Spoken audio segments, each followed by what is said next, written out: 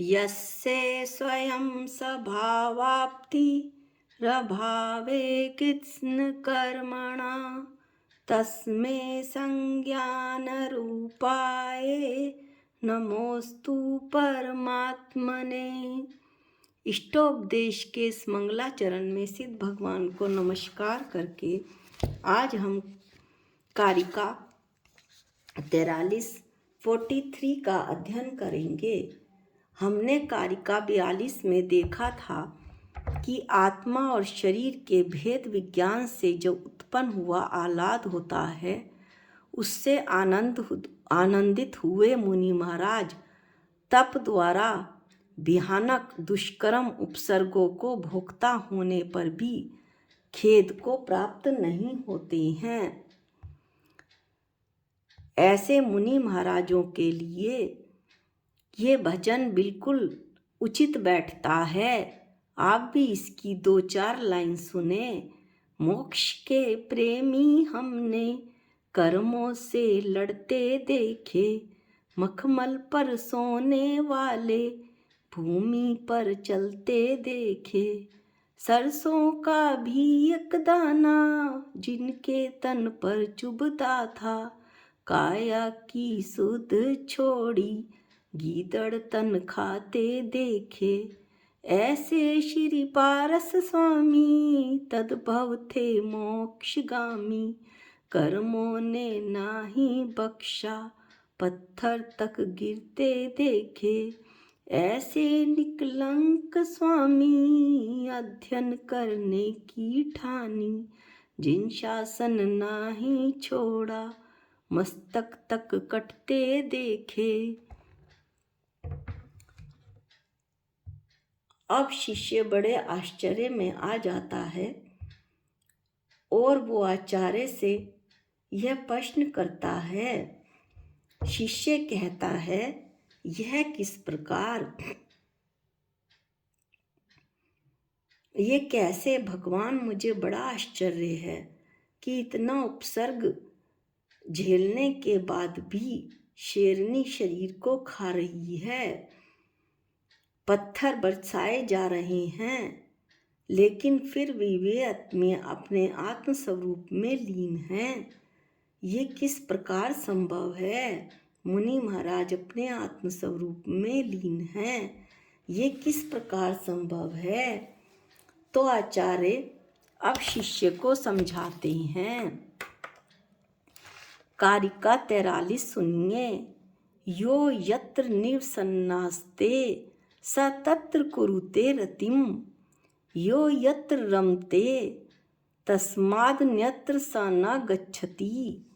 यह जो जीव यत्र जहाँ पर निवसन आस्ते रहता है, स वह तत्र वहाँ अर्थात उसी स्थान पर रतिम कुरुते प्रीति करता है। और जो जीव जहाँ रमते रम जाता है क्योंकि उसे उस स्थान से प्रीति हो गई है, स वह तस्मात् उस स्थान से अन्यत्र न गच्छति नहीं जाता है। जो जीव जहाँ पर रहता है वह वहाँ उसी स्थान पर प्रीति करता है, उसे उसी स्थान से पर वो रहना चाहता है, उसी पर वो जीव, वहाँ पर ही वो जीव रम जाता है, वहीं पर उसे आनंद आता है और वह उस स्थान से कहीं भी अन्य स्थान पर नहीं जाना चाहता।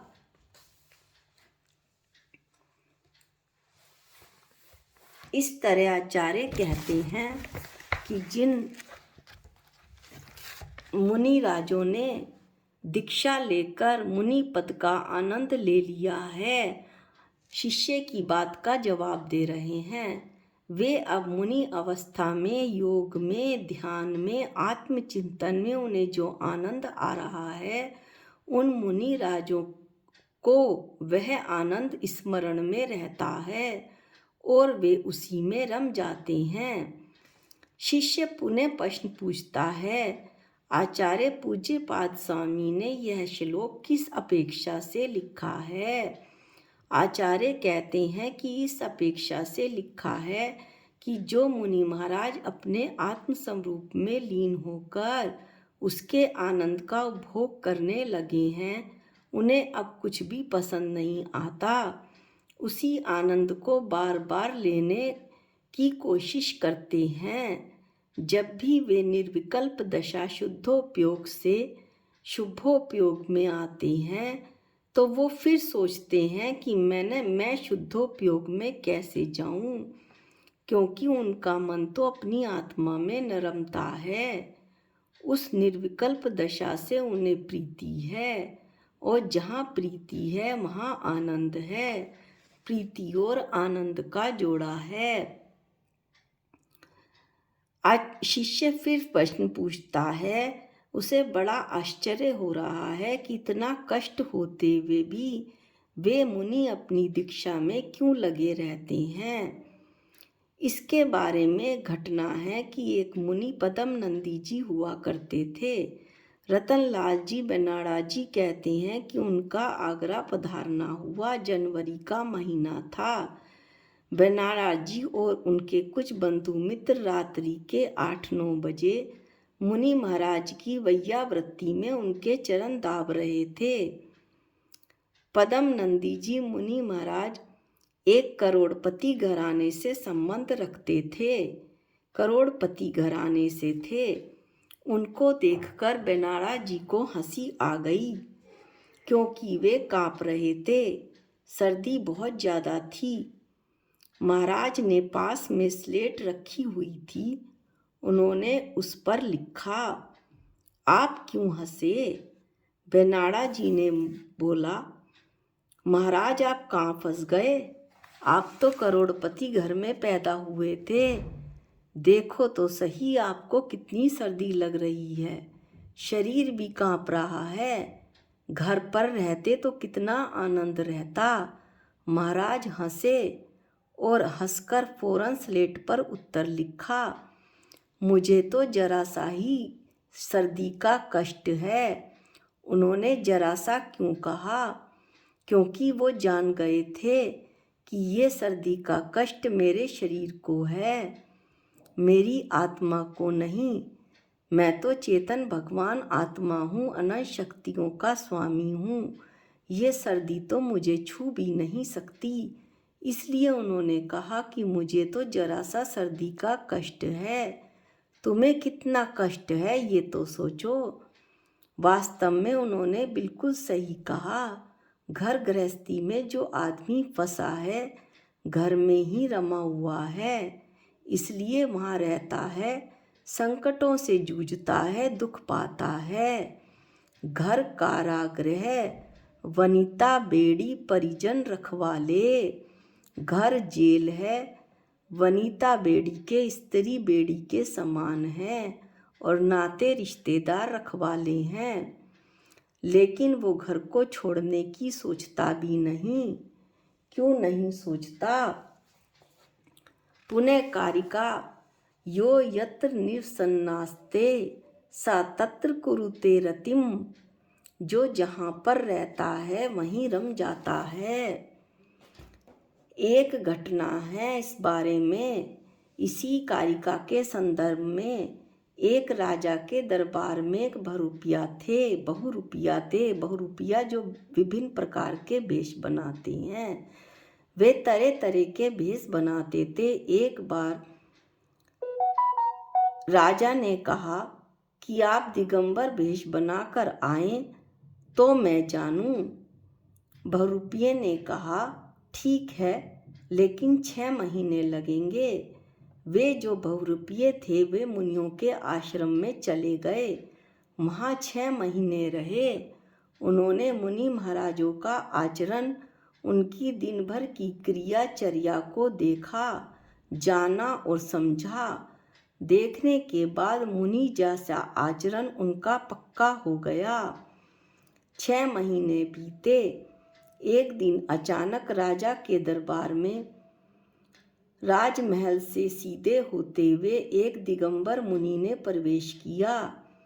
राजा ने उन्हें देखा कि कोई मुनि महाराज पधारे हैं।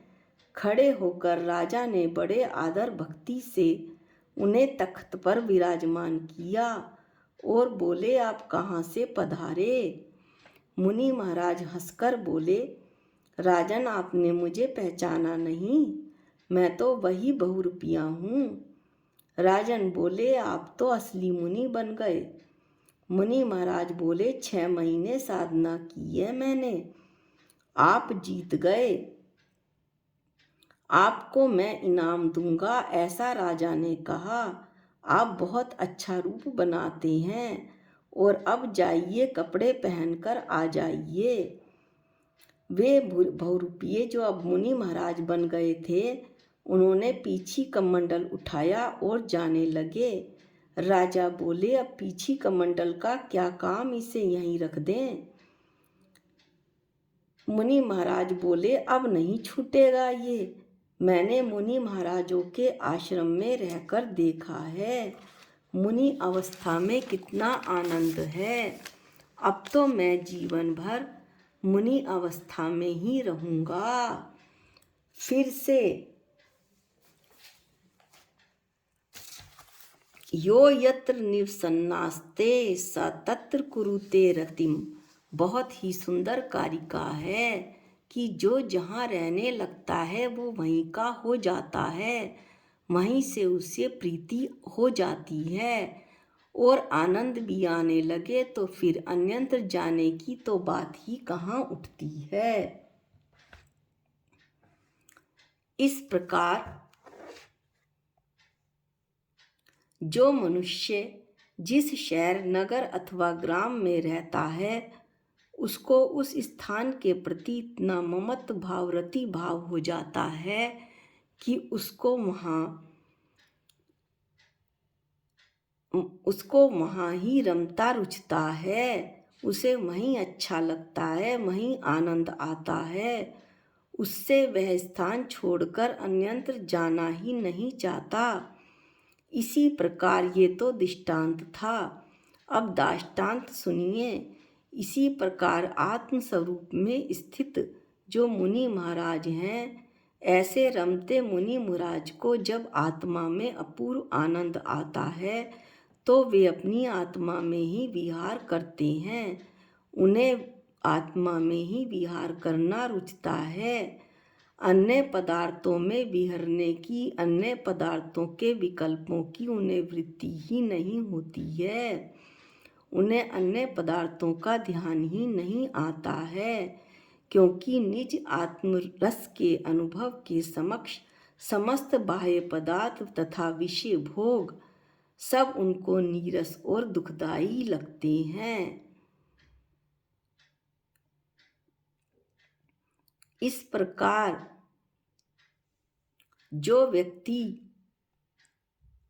जिस व्यक्ति ने, जिस मुनि महाराज ने, जिस जीव ने आत्मा के अलौकिक सुख का आनंद ले लिया, फिर उसे उसका उपयोग बाह्य पदार्थों में कैसे लगेगा? कभी भी नहीं लगेगा। जहाँ वास करने लगे रमे उसी में चित्त, जहाँ चित्त रमने लगे हटे नहीं फिर प्रीत। जो भी मानव निवास करता जहाँ कहीं भी पाया है, नियम रूप से उसने अपना वहाँ राग दिखलाया है। भाव चाव से जहाँ रम रहा जीवन अपना बीत रहा, उसे छोड़कर कहीं नहीं जाता छंद वहाँ यह बता रहा। यह कारिका भी इसी बात को बता रही है। अगली कारिका 44 का अध्ययन हम अगले वीडियो में करेंगे। आज के लिए इतना ही। निज निधि निज में बताई, ये अनंत उपकार है, इसके लिए जिन वाणी माँ को वंदनानंत बार है, वंदनानंत बार है। सबको जय जिनेंद्र।